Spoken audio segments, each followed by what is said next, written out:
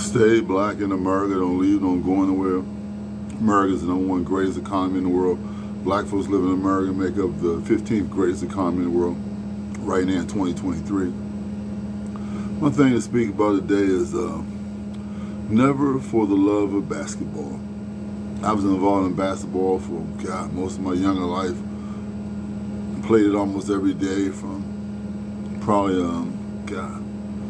9, 10, 11, 12, 13, 14, 15, 16, 17, 18, 19. Played it pretty much until I left college. It started my sophomore year.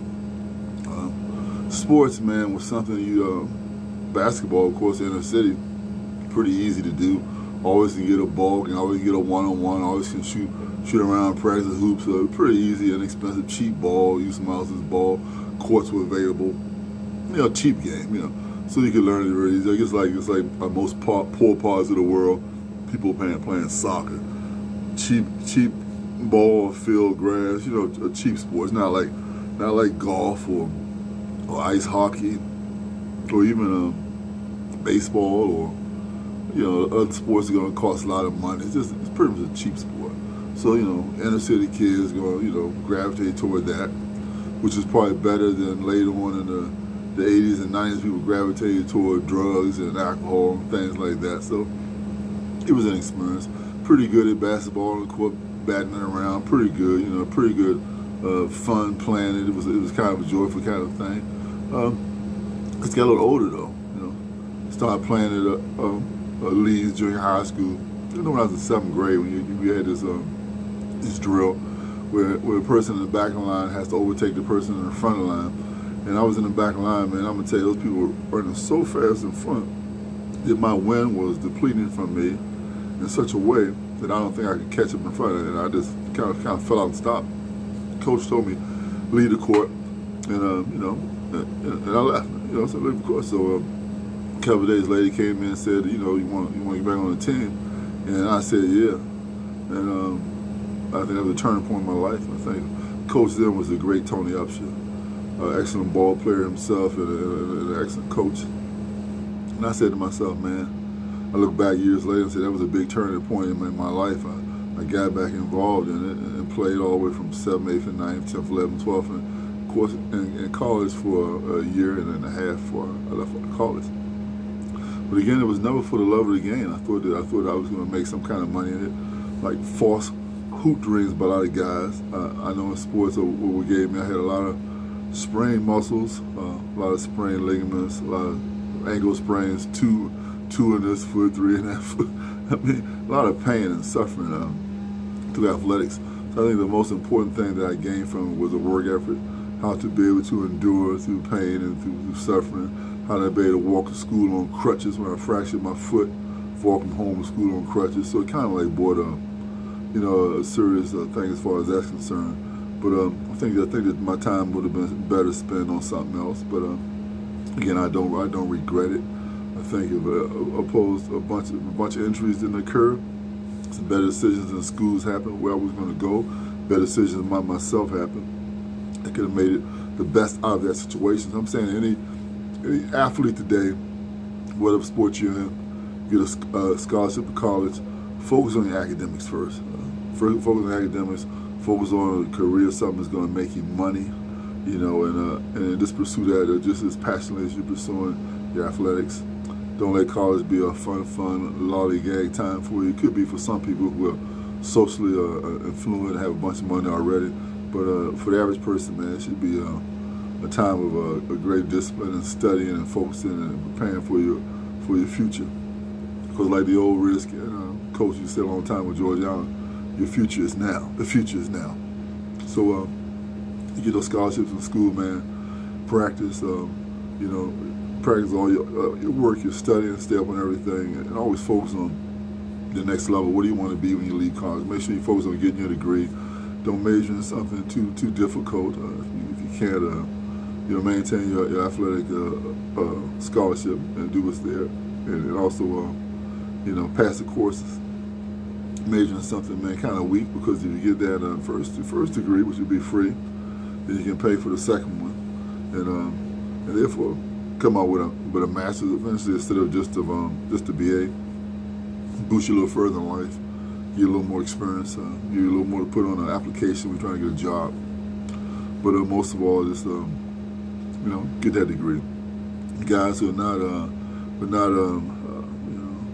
academically inclined, try to find a way to get some kind of trade, something you're good at, man. If it's an electrician, or it's a bricklayer, or it's a plumber, or a carpenter, or roofers, or putting in floors, or foundations, anything concerning building, homes, or apartments, or structures, is always going to make you money. So you want to think about stuff like that.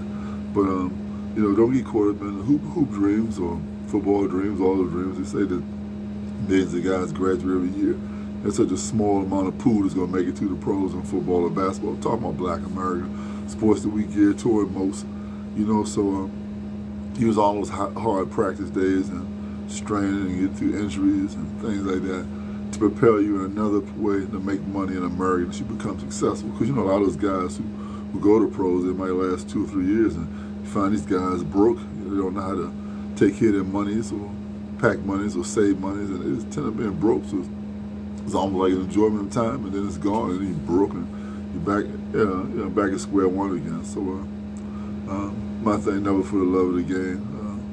Truly, I know that my brothers, Glenn and Herb, my older brothers, had a great passion for basketball. They love the game, but I think I played it because of them. But I think I never had the love for it. So it was easy for me when I stopped playing. I never play again.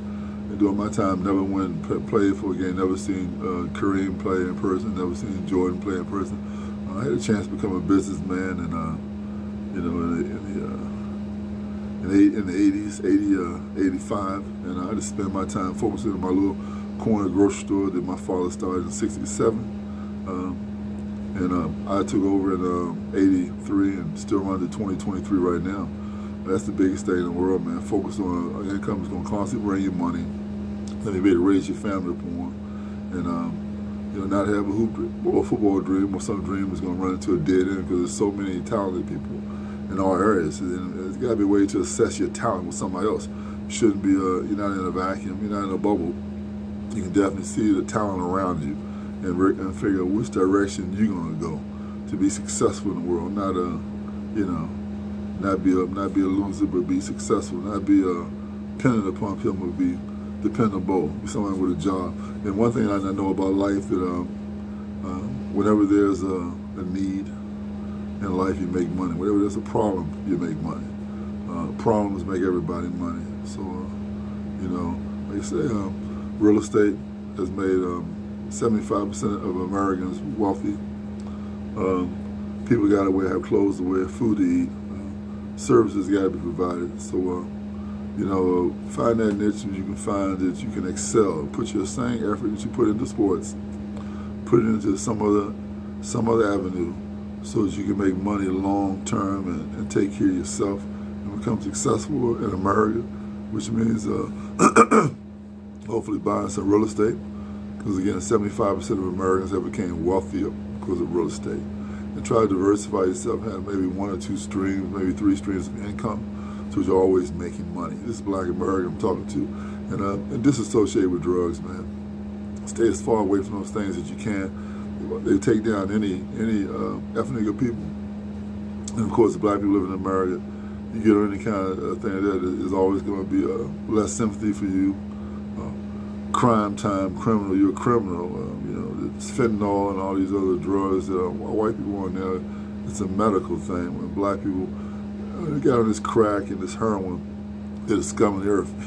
White people doing the same thing, prostituting, they're doing the same thing black people do, but they're put in a different category. So remember, it's a great country, America, but those are all categories to everything. So stay black in America, don't leave them going anywhere. Greatest country for a black man or a black woman. All you hoopers out there, you ball players, black guys playing sports and trying to have dreams of making multi-million-dollar contracts. Just focus on your academics as well. Focus on other venues in which you can make money and be successful. If you're in that college realm, try to get that college degree. Take the least difficult course that you can take to get a degree, and not bounce around and have a bunch of electives. And when you leave college, you don't even have enough thing to actually get a degree, a piece of paper. So make sure you focus on that intensely. Come out there with that degree in something if you're doing that. If you're not doing that, you go to a trade, master a trade where you can make money. You got a lot of computer stuff going on now. You got a lot of technology. Getting those technologies. See if you can make a bunch of money. So this is my advice to young guys now, because the mindset really never changes. Same kind of stuff going on now. So stay black in America, don't leave. There's always a way to succeed. Make your dreams come true here. Until next time, subscribe to my channel. Bye.